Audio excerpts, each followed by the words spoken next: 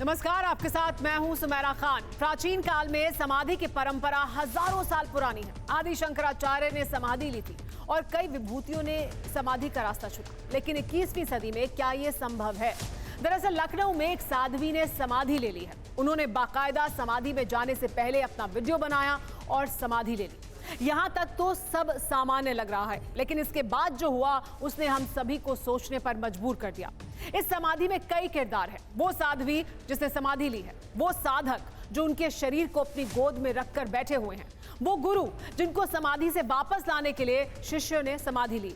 इस पूरी कहानी की परत दर परत अगले कुछ घंटों में हम आपके सामने खोलेंगे। हमारे साथ स्टूडियो में धर्माचार्य जुड़ेंगे, तर्कशास्त्री भी होंगे, डॉक्टर जुड़ेंगे जो जुड़ चुके हैं हमारे साथ। हमारे रिपोर्टर भी उन जगहों से लाइव होंगे जहां से समाधि की पूरी खबर सामने आई है। आस्था और विज्ञान की पहेली को सुलझाने की दिशा में हम आगे बढ़ेंगे, लेकिन उससे पहले आप ये रिपोर्ट देखिए और ये पूरा मामला समझिए। अभी तक क्या कुछ जानकारी हमारे पास है। आशुतोष महाराज जी को समाधि से वापस उठाने हेतु हम इस समाधि को धारण कर रहे हैं। लखनऊ के आनंद आश्रम की ओर से वीडियो जारी किया गया जिसमें साध्वी आशुतोषांवरी ने समाधि में जाने का दावा किया। समाधि में पूर्णतः जाने का समय हो चुका है। इसके बाद 7वें दिन यानी 3 फरवरी को कैमरे पर लाइव तहकीकात चली। यूपी सरकार की ओर से जांच के लिए डॉक्टर्स की टीम पहुंची। तस्वीरें सामने हैं। बिस्तर पर कंबल से ढकी साध्वी आशुतोषांवरी, आसपास मौजूद डॉक्टर, शिष्य और मीडिया की टीम। ईसीजी मशीन से परीक्षण शुरू किया गया और हर कोई हैरान रह गया।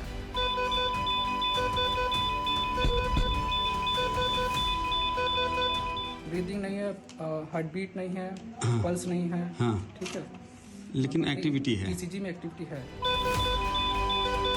जो दिखाई दे रहा है उससे भी ज्यादा चौंकाने वाले हैं आनंद आश्रम की ओर से किए जाने वाले दावे।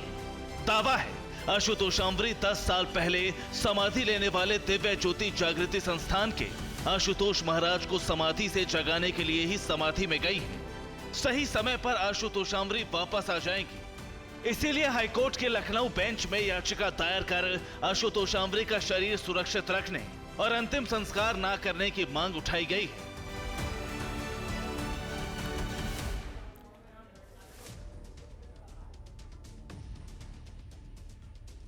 तो हमने आपको बताया हमारे साथ यहाँ स्टूडियो में डॉक्टर मौजूद हैं, तर्कशास्त्री मौजूद हैं, हमारे साथ धर्माचार्य मौजूद हैं, लेकिन हमारे साथ ऑडियंस मौजूद है, यानी दर्शक मौजूद हैं बड़ी संख्या में।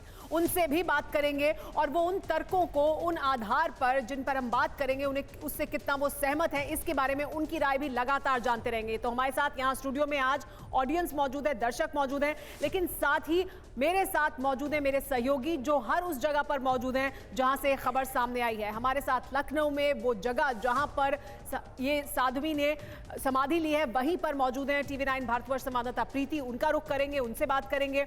हमारे साथ इसके अलावा मोहित मौजूद हैं जो दिव्य ज्योति आश्रम जहां पर आशुतोष महाराज ने समाधि ली थी वहां पर मौजूद है। वहां क्या प्रतिक्रिया इस पूरे मामले पर उनसे वो जानेंगे। लेकिन साथ ही हम यहाँ स्टूडियो में भी एक खास बंदोबस्त हमने किया है। स्टूडियो में भी हम ईसीजी कर दिखाएंगे, हम लाइव ईसीजी करेंगे। मेरे साथ डॉक्टर अंशुमन मौजूद हैं। डॉक्टर अंशुमन के साथ हम जाएंगे और देखिए ये आप तस्वीरें देख रहे हैं, ये हमने स्टूडियो में बंदोबस्त किया है। डॉक्टर अंशुमन यहाँ पर हमारे साथ मौजूद हैं। जब हम जाएंगे तो हम आपको दिखाएंगे कि कैसे ईसीजी किया जाता है और लाइव ईसीजी कर देखेंगे, क्योंकि एक ईसीजी किया गया था साध्वी का और उसके आधार पर यह तर्क दिया गया कि एक्टिविटी है उनके शरीर में। तो क्या आधार उन्होंने चुने इसको भी हम परत दर परत आपके सामने रखेंगे। लेकिन अब इस विशेष कार्यक्रम में वक्त है एक बेहद खास सवाल का। ये शव है या समाधि है? साध्वी की शव है या समाधि है? बड़ा सवाल खड़ा हो गया। साध्वी की समाधि पर ये रिपोर्ट आपने अभी तक देखी जिसमें हमने आपको बताया कि अभी तक क्या जानकारी सामने है। अब वो सवाल जिनके इर्द गिर्द हम इस खास कार्यक्रम को आपके सामने रखने वाले हैं। तो पहला सवाल ये है कि साध्वी की जीवित समाधि का सच आखिर है क्या? दूसरा सवाल आपको बता दें, दूसरा सवाल यह है कि क्या समाधि से कोई जीवित वापस आ सकता है, यानी अगर कोई समाधि में चला गया है तो क्या वो जीवित होकर वापस आ सकता है, जैसा कि दावा किया जा रहा है। और तीसरा सवाल है ये कि मेडिकल परीक्षण में साध्वी जीवित कैसे दिखाई दे रही है, क्योंकि डॉक्टर्स ने ईसीजी किया और उसके आधार पर कहा कि उनके शरीर में एक्टिविटी है।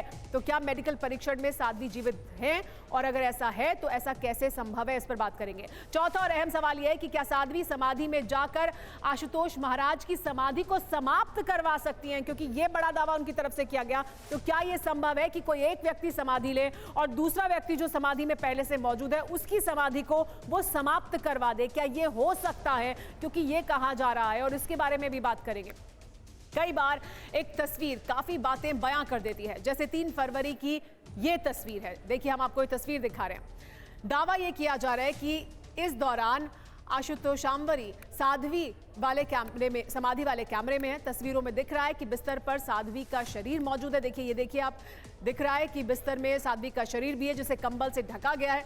शरीर पर चंदन का लेप लगाया गया है, जबकि आसपास मौजूद डॉक्टर्स जांच में जुटे हुए दिखाई दे रहे हैं। डॉक्टर्स ने जांच की है। देखिए, साध्वी के पास ईसीजी मशीन भी दिख रही है, जिसे चिकित्सक परीक्षण कर रहे हैं। वहीं इस बेहद अहम तस्वीर में साध्वी के साथ एक व्यक्ति आपको नजर आएंगे, जिनका नाम है आशुतोष अंबर। दावा यह किया जा रहा है कि ये जो तस्वीर है आशुतोष अंबरी की समाधि वाला ही कमरा है, यानी यही वो जगह है जहां उन्होंने समाधि ली, जिसमें आपको डॉक्टर्स दिख रहे हैं, ईसीजी मशीन दिख रही है, बिस्तर पर साध्वी की समाधि का दावा है। दावा किया गया कि यहीं पर समाधि ली, उन्हें कंबल से ढका हुआ है उनका शरीर। लेकिन आइए अब ये जानते हैं कि समाधि लेने वाली दरअसल साध्वी हैं कौन, क्योंकि अब जानना बहुत जरूरी है कि वो हैं कौन और उन्होंने कब समाधि ली।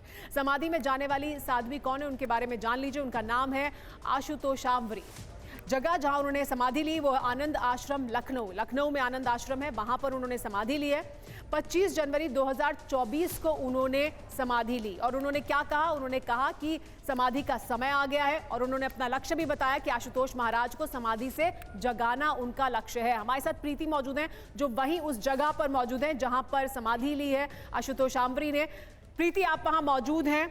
ये दावा किया गया कि 25 जनवरी को समाधि ली गई है, तब से अब तक क्या कुछ हो रहा है वहां पर? दिनचर्या किस तरह की है? क्या पूरे दिन, क्योंकि हम तस्वीर में देख रहे हैं कि उनका शरीर एक जो शिष्य है उनके गोद में रखा हुआ है, क्या वो हर समय वहां बैठे रहते हैं? क्या कुछ आपने अभी तक वहां पर देखा है? क्या वहां हो रहा है आश्रम में, अगर आप हमें बता पाएं।